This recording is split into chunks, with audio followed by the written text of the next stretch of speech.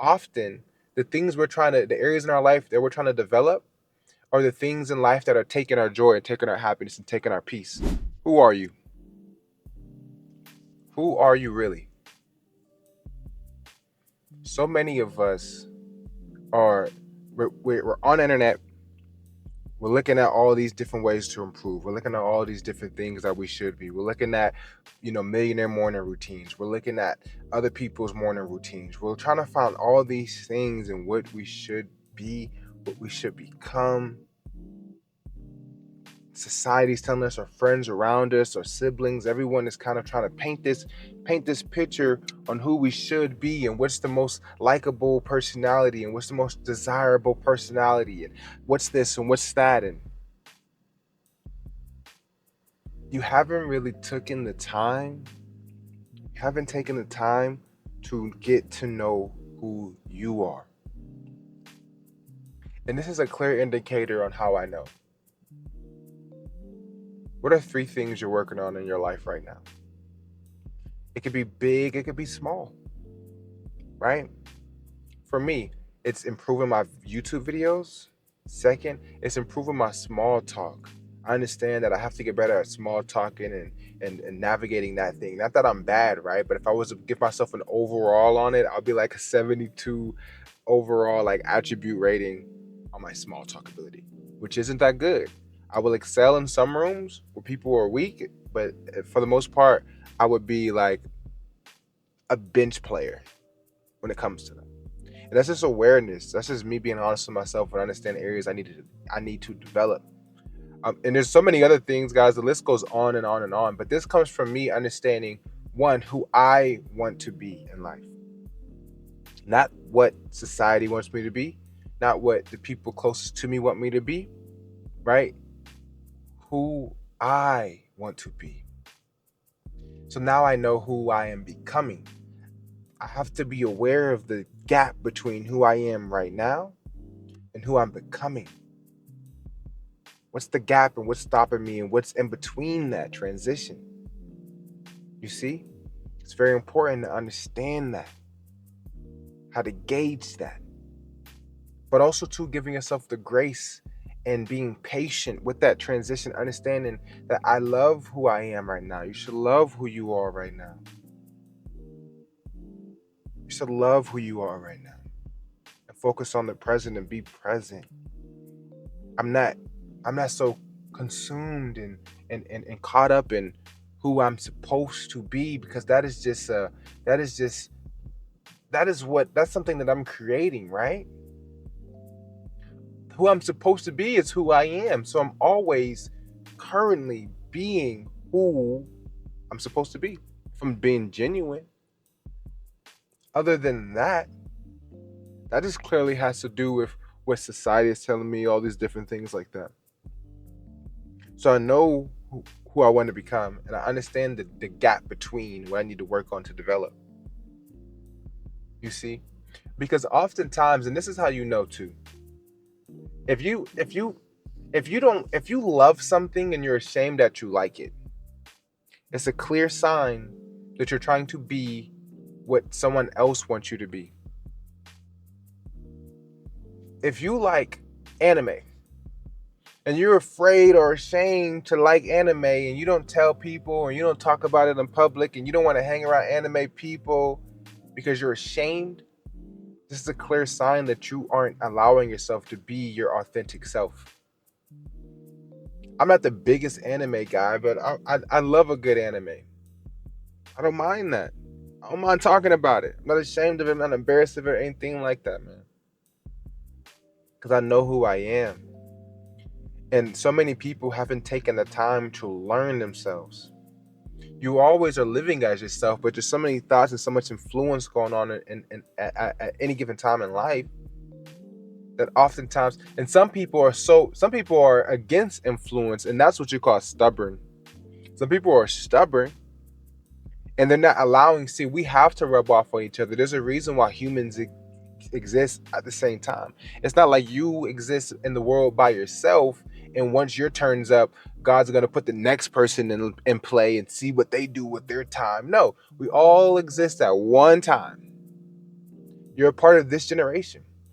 So it's okay to allow to, like, people will rub off on you. And that's the thing. If you're not being yourself, you won't have any common interests. You won't be able to actually connect with the people who you're supposed to connect with. If I'm not being myself, if you're not being yourself, you're gonna hang out with different crowds. You're gonna go to places. You're gonna do certain things that you actually aren't interested in, but you're just trying to fit in. And you're gonna have this emptiness, and you're gonna feel alone, even though you were with people. But when you're allowing yourself to be yourself, right?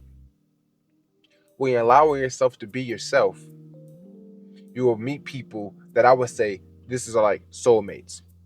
Not in a romantic way, but as friends. These people are connected. You guys are connected spiritually. You were supposed to meet this person. This person was supposed to be in your life. It's bigger than what we think sometimes, man. Just like there's somebody that you're going to marry and be with romantically, and that's your person. There's going to be friends who fill this void, and they're going to be your people. And sometimes we're trying to fit in groups with people who aren't the people we're supposed to be connected with. And they don't allow you to grow. They stunt your growth, right? And they give you a false sense of who you are. They make you think something's wrong with you. It's not that something's wrong with you. It's just that you just don't belong in this environment. Sometimes we're going to be in environments that we have to kind of figure out how to navigate in, because it's not our strength. This isn't our circle. And you're going to have to kind of learn to navigate that. I deal with that a lot. The more rare you are, the more times you're going to be places where you feel out of place. But let me tell you something, though. That's something you have to develop too. You also have to develop your ability to be places that aren't your, like, that you don't jive with, right? That don't fit your energy. Sometimes it's gonna be necessary for you to be places that they need you. They don't realize it. They're not aware of it. And you have to be able to be okay in that environment.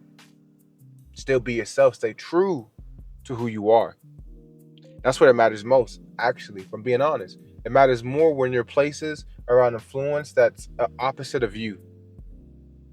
That's when we really are going to see if you're going to stay true to yourself under those moments, right? And everyone has something to work on in life. If you are literally existing and you're not doing anything in life, that's a clear sign that you're not growing. Because when you're trying to grow, you will recognize problems. One of my mentors said, if you don't have questions, you're not growing. If you don't have problems, you're not growing. Everyone should have a question, something they're trying to figure out and learn. Everyone should have a problem they're trying to solve within themselves internally. And it's not the end all be all. It's just you just being aware and understanding that I want to be a better version of myself. Not because for other people. It's for myself. It's for my family. It's for my own happiness. It's for my own peace of mind. Often, the areas in our life that we're trying to develop are the things in life that are taking our joy and taking our happiness and taking our peace. And that's why we're trying to develop in those areas so that we can overflow with happiness, overflow with joy, overflow with peace. So the things in your life that start to take that away from you is showing you an area, okay, why am I so bothered by people's opinion of me? I need to get better at that, right? Why am I seeking approval? Why am I anxious in this situation? Why am I socially awkward, right? Why do I eat all this junk food? I don't feel healthy, right? It's all the areas in your life that make you feel less of who you are. We got to improve it, because it's not always them. We always blame people for how we feel, but they're not in control of how we feel. Yes, they could do something, but we have to respond. We have to have an emotional response. And sometimes these things can trigger an emotional response in us, but we have to be aware of our triggers so that we can be aware and in control over our emotional response. And this is where stoicism comes in. You got to be stoic. Become very aware, very self-aware of what you feel, of your thoughts, and allowing them to pass and allowing them to be just existing, and not trying to be in so much control over every little aspect of your life, right?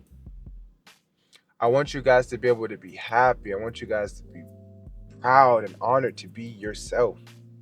I want you to know in areas in your life you need to improve. I want you to know areas in your life you need to develop, but I also want you to be kind to yourself during this process. I want you to give yourself grace during this process. I want you to be patient with yourself during this process, because it's not going to happen overnight. It takes time.